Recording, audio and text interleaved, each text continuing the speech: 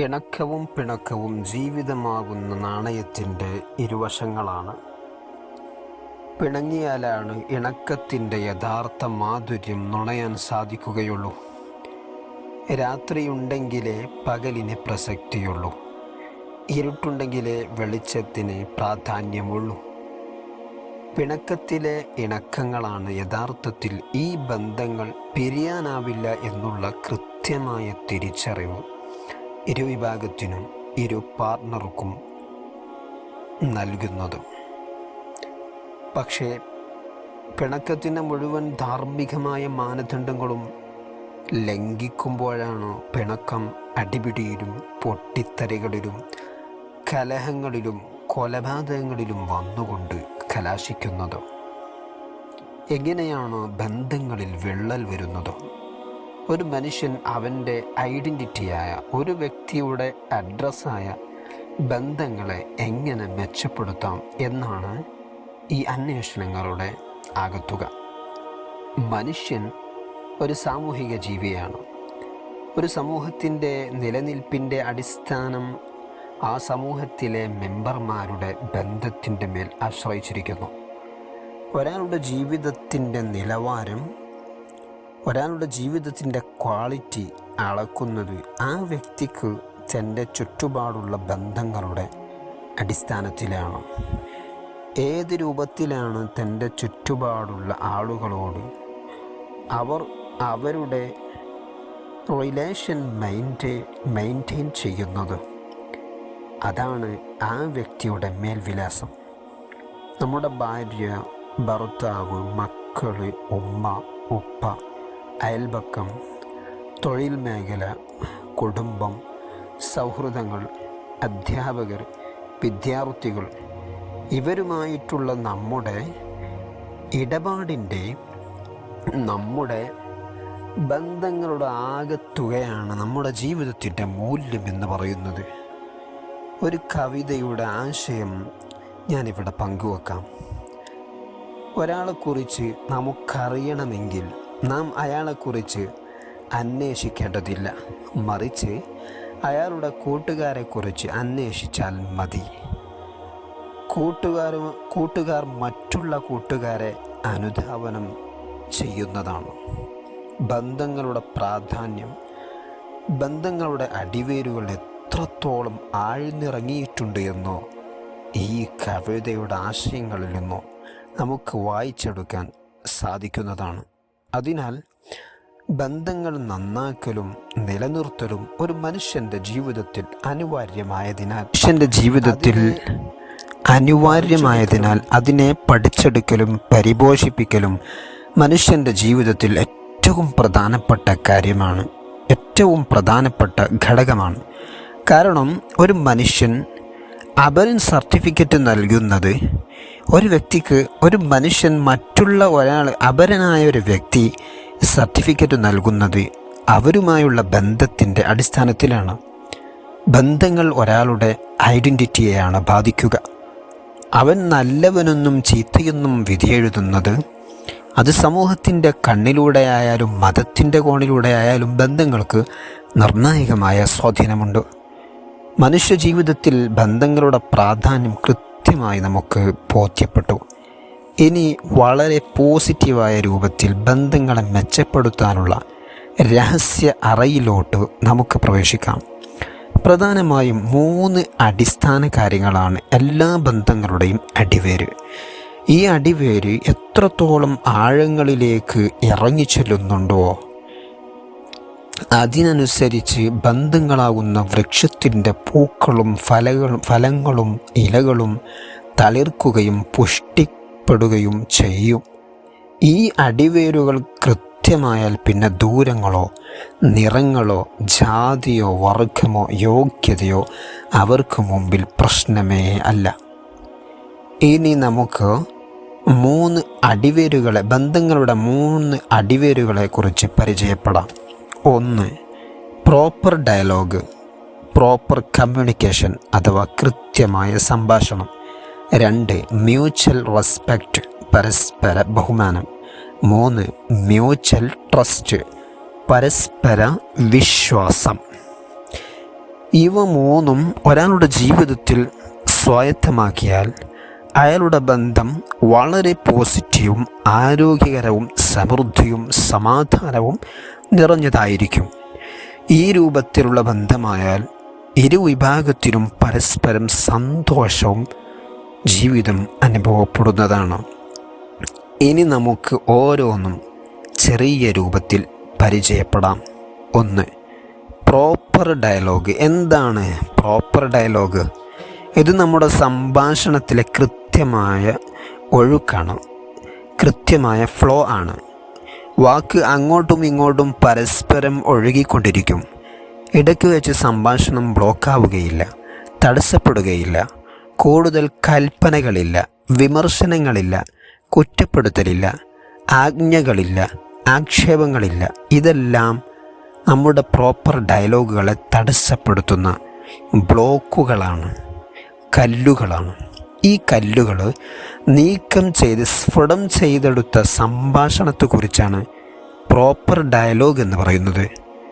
അതുപോലെ തന്നെ നിശബ്ദത അഥവാ സൈലൻറ്റ്, മറ്റൊരർത്ഥത്തിൽ നവർമൈൻഡ്, നമ്മുടെ പ്രോപ്പർ ഡയലോഗിനെ തടസ്സപ്പെടുത്തുന്ന മറ്റൊരു കല്ലാണ്.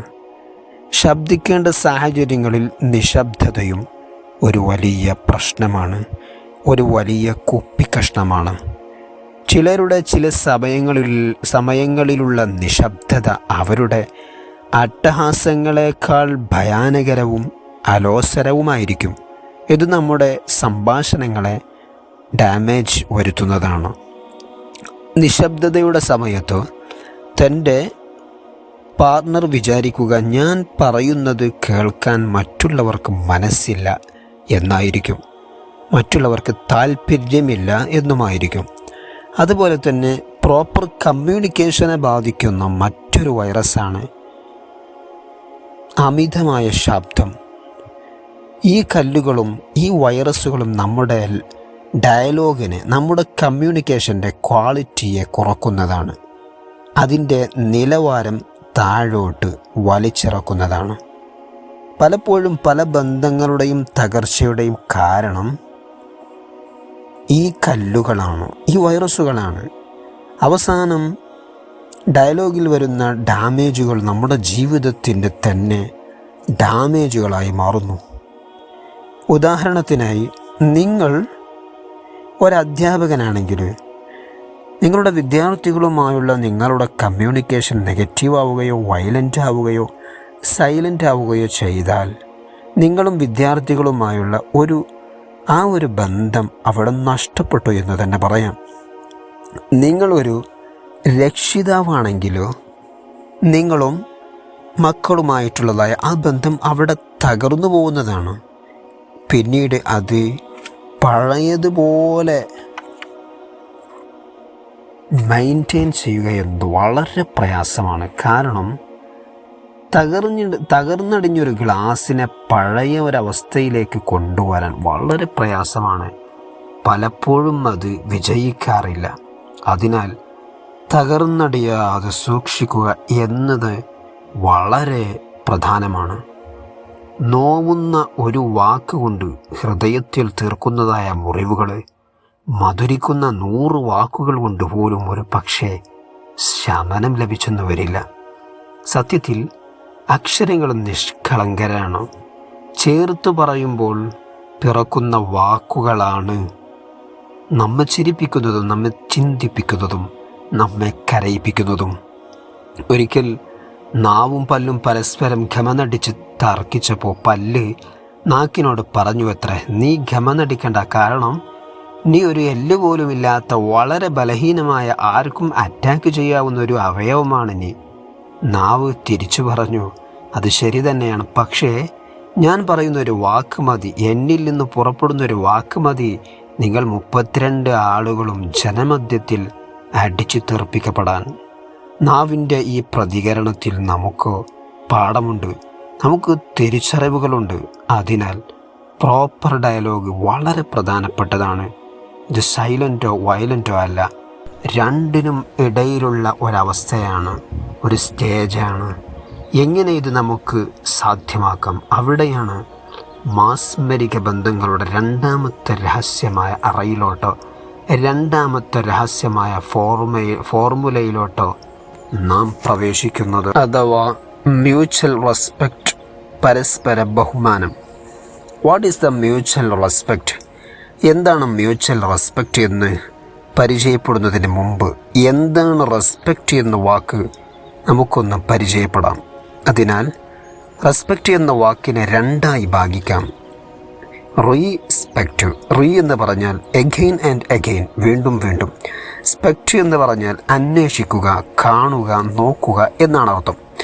അപ്പോൾ റെസ്പെക്റ്റ് എന്ന് പറഞ്ഞാൽ അത് ഒരാളുടെ യോഗ്യതയാണോ, ഒരാളുടെ ക്വാളിറ്റിയാണോ, അഥവാ മറ്റുള്ളവരുടെ പോസിറ്റീവിലേക്ക്, അവരുടെ നന്മയിലേക്ക് വീണ്ടും വീണ്ടും നോക്കുക, വീണ്ടും വീണ്ടും അന്വേഷിക്കുന്ന ഒരു കണ്ണ് നിങ്ങൾക്ക് ഉണ്ട് എന്നാണ്, നിങ്ങൾക്ക് റെസ്പെക്റ്റ് ഉണ്ട് എന്ന് പറയുന്നതിൻ്റെ താല്പര്യം. ഒറ്റ നോട്ടത്തിൽ ഒരു പക്ഷേ അവരുടെ നന്മ നിങ്ങളുടെ കണ്ണിൽ പെട്ടിട്ടില്ലെങ്കിൽ വീണ്ടും വീണ്ടും അന്വേഷിച്ച് അവരുടെ നന്മകളെ ഫോക്കസ് ചെയ്യാനുള്ള കഴിവ് നിങ്ങൾക്കുണ്ടെങ്കിൽ, അതിന് പ്രാപ്തമായ കണ്ണ് നിങ്ങൾക്ക് ഉണ്ടെങ്കിൽ നിങ്ങൾ റെസ്പെക്റ്റ് കൊണ്ട് എന്നാണ് മനസ്സിലാക്കേണ്ടത്. ഈ ഒരു ക്വാളിറ്റി ഉണ്ടാക്കാൻ നമുക്ക് സാധിച്ചാൽ നാം നമ്മുടെ ബന്ധങ്ങളിൽ വിജയിച്ചു. അടിസ്ഥാനപരമായി നാം മനസ്സിലാക്കേണ്ടത്, ലോകത്ത് നന്മ മാത്രമുള്ള, യോഗ്യതകൾ മാത്രമുള്ള, പോസിറ്റീവുകൾ മാത്രമുള്ള, അറിവുകൾ മാത്രമുള്ള ആരുമില്ല. എന്നാൽ ലോകത്ത് തിന്മകൾ മാത്രമുള്ള, അയോഗ്യതകൾ മാത്രമുള്ള, നെഗറ്റീവ് മാത്രമുള്ള, അറിവുകേട് മാത്രമുള്ള ആരും തന്നെയില്ല. എല്ലാവരിലും നന്മകളും തിന്മകളും യോഗ്യതകളും അയോഗ്യതകളും പോസിറ്റീവുകളും നെഗറ്റീവുകളും അറിവുകളും കേടുകളും എല്ലാമുണ്ട്. ഒരു പക്ഷേ ഇതിൻ്റെ അനുപാതങ്ങളിൽ മാറ്റമുണ്ടാവാം എന്നല്ല, തീർച്ചയായും മാറ്റങ്ങളുണ്ടാവണം. ലോകത്തെ എല്ലാവരും എല്ലാ മേഖലകളിലും തുല്യമായ അനുപാതത്തിലായി കഴിഞ്ഞാൽ ലോകത്തിന് നിലനിൽപ്പില്ല. വിദ്യാർത്ഥികളുണ്ടെങ്കിലേ അധ്യാപകർക്ക് പ്രസക്തിയുള്ളൂ. തൊഴിലാളികളുണ്ടെങ്കിലേ മുതലാളിക്ക് നിലനിൽപ്പുള്ളൂ. വസന്തവും ശിശിരവും ഹേമന്തവും ഗ്രീഷ്മവും സമ്മേളിക്കുമ്പോഴാണ് കാലത്തിന് സൗന്ദര്യം സമ്മാനിക്കുന്നത്. മഞ്ഞയും ചുവപ്പും പച്ചയും നീലയും വെള്ളയും സമ്മേളിക്കുമ്പോഴാണ് ഒരു ഉദ്യാനം സമ്പന്നമാകുന്നത്. വയലറ്റും ഇൻഡിഗോയും ബ്ലൂവും ഗ്രീനും യെല്ലോയും ഓറഞ്ചും റെഡും ഒരുമിച്ച് കൂടുമ്പോഴാണ് മഴവില്ലിന് നിറപകിട്ട് സമ്മാനിക്കുന്നത്. നാനാത്വത്തിൽ ഏകത്വത്തിലാണ് എപ്പോഴും പ്രാധാന്യം. നമ്മുടെ ഇണകൾ, നമ്മുടെ തൊഴിലാളികൾ, അവരിൽ എല്ലാ ക്വാളിറ്റികളും, എല്ലാ കഴിവുകളും, എല്ലാ യോഗ്യതകളും ഉള്ളവരാവണമെന്ന് നാം വാശി പിടിക്കരുത്. കാരണം നമ്മിലും യോഗ്യതകളും അയോഗ്യതകളും പോസിറ്റീവുകളും നെഗറ്റീവുകളും ഉണ്ട്. നമ്മുടെ പങ്കാളികളുടെ പോസിറ്റീവുകളും നെഗറ്റീവുകളും കൃത്യമായി അണ്ടർസ്റ്റാൻഡ് ചെയ്യാൻ നാം ശ്രമിക്കേണ്ടത്, കൃത്യമായി നാം ഉൾക്കൊള്ളണം. ഒരിക്കലും ജീവിതം ഒരു അഡ്ജസ്റ്റ്മെൻ്റ് ആയിക്കൊള്ളാം. അവരുടെ നന്മകൾ ഫോക്കസ് ചെയ്യുക. നന്മകൾ കാണുന്നില്ലെങ്കിൽ അവരുടെ സ്വഭാവത്തിലെ കല്ലും മുള്ളും കൊപ്പിക്കഷ്ണങ്ങളും നീക്കി ആയത്തിലേക്ക് ഇറങ്ങി വീണ്ടും വീണ്ടും നമ്മൾ അന്വേഷിച്ചു കൊണ്ടിരിക്കുക.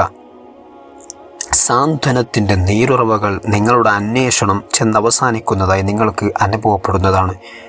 ഇതിന് നാം തയ്യാറായാൽ നമ്മിൽ റെസ്പെക്റ്റ് ഉണ്ട് എന്ന് റെസ്പെക്റ്റ് എന്ന് പറയുന്ന ക്വാളിറ്റി ഉണ്ട് എന്ന് നമുക്ക് മനസ്സിലാക്കാം.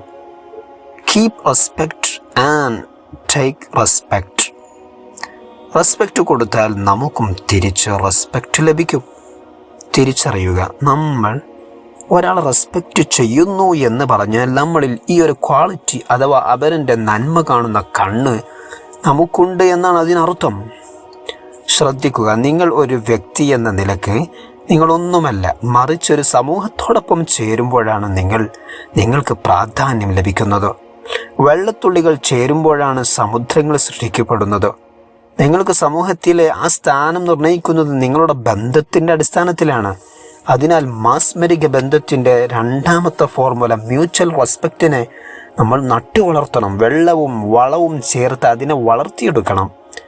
ഈ ഒരു ക്വാളിറ്റിയുടെ മറ്റൊരു പ്രത്യേകതയാണ് നമുക്കാരുടെയെങ്കിലും അരികിൽ നിന്ന് അൺപ്ലസൻ്റ് ആയിട്ടുള്ള നെഗറ്റീവായിട്ടുള്ള വല്ലതും ലഭിച്ചാൽ നിങ്ങൾക്ക് അവരോട് വെറുപ്പുണ്ടാവില്ല, നിങ്ങൾക്ക് അവരോട് പകയുണ്ടാവില്ല. പെട്ടെന്ന് തന്നെ ഫോർഗീവ് ചെയ്യാൻ നിങ്ങൾക്ക് സാധിക്കും. കാരണം നിങ്ങൾക്കറിയാം എല്ലാവരിലും പോസിറ്റീവുകളും നെഗറ്റീവുകളും ഉണ്ട്. ഇതവരുടെ ഈ സമയത്ത് അവർ എന്നോട് പെരുമാറിയിരിക്കുന്നത്, ബിഹേവ് ചെയ്തിരിക്കുന്നത് അവരുടെ നെഗറ്റീവിൻ്റെ ഭാഗമാണ്. നമ്മൾ ഫോക്കസ് ചെയ്യേണ്ടത് വീണ്ടും വീണ്ടും പോസിറ്റീവിലേക്കാണ്. നാം അവരെ കുറ്റപ്പെടുത്തുന്നില്ല, അപമാനിക്കുന്നില്ല, പരിഹസിക്കുന്നില്ല. കാരണം എന്നിലും ഒരുപാട് പോസിറ്റീവുകളും നെഗറ്റീവുകളും പ്രകടമാകാറുണ്ട്. എനിക്കതിന് യോഗ്യതയില്ല എന്നുള്ളതായ തിരിച്ചറിവ് നമുക്ക് ലഭിക്കുന്നതാണ്. മ്യൂച്വൽ റെസ്പെക്റ്റ് ഉള്ള ഒരാളുമായുള്ള ബന്ധം ഒരിക്കലും മുറിച്ച് കളയുന്നതല്ല. ബന്ധം മുറിക്കുന്നവർക്ക് സൃഷ്ടാവിൻ്റെ കോപമുണ്ടാകും. ചുരുക്കത്തിൽ പ്രോപ്പർ ഡയലോഗും മ്യൂച്വൽ റെസ്പെക്റ്റും ഇത് രണ്ടും ബന്ധങ്ങളുടെ അടിസ്ഥാനമാണ്. ഇനി മാസ്മരിക ബന്ധങ്ങളുടെ മൂന്നാമത്തെ രഹസ്യ ഫോർമുല മ്യൂച്വൽ ട്രസ്റ്റ്, പരസ്പര വിശ്വാസം. നമുക്കൊന്ന് ടെസ്റ്റ് ചെയ്യാം. എല്ലാ ബന്ധങ്ങളുടെയും അടിത്തറ, എല്ലാ ബന്ധങ്ങളുടെയും ഫൗണ്ടേഷൻ അത് വിശ്വാസമാണ്, സത്യസന്ധതയാണ്. വിശ്വാസം നഷ്ടപ്പെട്ടാൽ ബന്ധങ്ങൾക്ക് നിലനിൽപ്പുണ്ടാവുകയില്ല. വിശ്വാസം നഷ്ടപ്പെട്ടാൽ പിന്നെ എത്ര തന്നെ ആത്മാർത്ഥത കാണിച്ചാലും ബന്ധങ്ങൾ ഊഷ്മളമാവില്ല. വിശ്വാസത്തിൻ്റെ സാന്നിധ്യത്തിൽ എല്ലാ നെഗറ്റീവുകളും പോസിറ്റീവുകളാക്കി മാറ്റാൻ നമുക്ക് സാധിക്കുന്നു. എന്നാൽ വിശ്വാസം തകർന്നടിഞ്ഞാൽ എല്ലാ പോസിറ്റീവുകളും നെഗറ്റീവുകളായി മാറുന്നു. ഇത് നേടിയെടുക്കാൻ കാലങ്ങൾ ആവശ്യമാണ്, നഷ്ടപ്പെടാൻ നിമിഷങ്ങൾ മാത്രം മതി. കവി പറഞ്ഞതുപോലെ ജീവിതത്തിൽ വിശ്വാസമെന്ന് പറയുന്ന വാക്കിന് ജീവനോളം തന്നെ വിലയുണ്ട്. വിശ്വാസത്തിൻ്റെയും സംശയത്തിൻ്റെയും ഇടയ്ക്കുള്ള അദൃശ്യമായ നൂലിഴ ബന്ധമുണ്ട്. പൊട്ടിക്കഴിഞ്ഞാൽ എത്ര തന്നെ ചേർത്ത് കെട്ടിയാലും അത് മുഴച്ചിരിക്കുന്നതാണ്. കാരണം ബന്ധങ്ങളെന്ന് പറയുന്നത് മഴവില്ലിനെ പോലെയാണ്. രണ്ടും മനുഷ്യഹൃദയങ്ങൾ പരസ്പരം 7 നിറങ്ങൾ പങ്കുവെക്കുന്നതാണ്. രഹസ്യം, സത്യം, സങ്കടം, സന്തോഷം, വിശ്വാസം, ബഹുമാനം, സ്നേഹം. ഈ 7 നിറങ്ങൾ ശ്രദ്ധിക്കുക. ഇവയെല്ലാം ഷെയർ ചെയ്യപ്പെടാം. നമ്മൾ വിശ്വസ്തരാണെന്ന് മറ്റുള്ളവർക്ക് ബോധ്യപ്പെടുമ്പോഴാണ് അവർ നമ്മോട് സംസാരിക്കുക, നമ്മുടെ മുമ്പിൽ അവർ മനസ്സ് തുറക്കുക.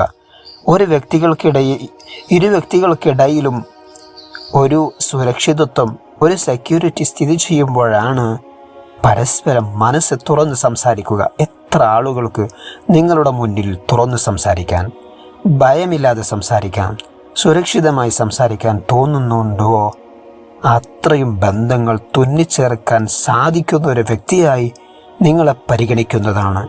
Proper dialogue, mutual respect, mutual trust, ഇവ മൂന്നും പരസ്പര ബന്ധിതമാണ്. ഒരു മാലയിലെ മുത്തുമണിയെ പോലെയാണ്. ഒന്ന് പോയാൽ എല്ലാം തകർന്നടിയും. എത്ര കണ്ടു ഇവ നിങ്ങളിൽ ആഴങ്ങളിലേക്ക് വേരിറങ്ങിയിട്ടുണ്ടോ, ആഴങ്ങളിലേക്ക് പോയിട്ടുണ്ടോ? നിങ്ങളുടെ ബന്ധങ്ങളും അത്രയും ആഴങ്ങളിലായിരിക്കും.